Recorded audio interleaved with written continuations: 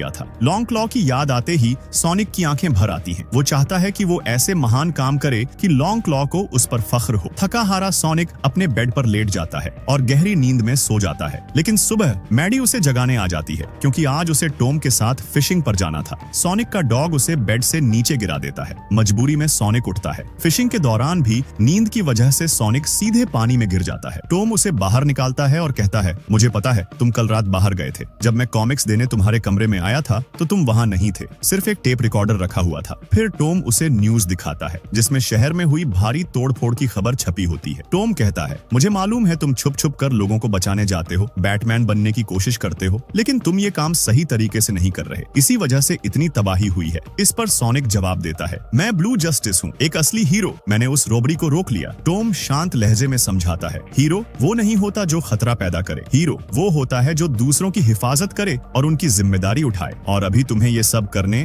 की जरूरत नहीं है क्योंकि अभी तुम सिर्फ एक बच्चे हो। अगर तुम सच में एक बड़ा हीरो बनना चाहते हो तो तुम्हें थोड़ा इंतजार करना होगा। एक दिन ऐसा जरूर आएगा जब तुम्हें सबको बचाने के लिए अपनी पावर का इस्तेमाल करना पड़ेगा। सोनिक उसकी बात समझ जाता है और चुप हो जाता है। अब हम डॉक्टर रोबोटनिक को देखते हैं जो एक मशरूम प्लेनेट पर फंसा हुआ है। यहाँ रहते हुए उसके 243 दिन गुजर चुके हैं। वो मशरूम से ही अपना गुजारा कर रहा होता है। यहाँ तक कि उसने मशरूम कॉफी भी बनाई, लेकिन उसका टेस्ट बहुत ही खराब था। रोबोटनिक के पास सोनिक का एक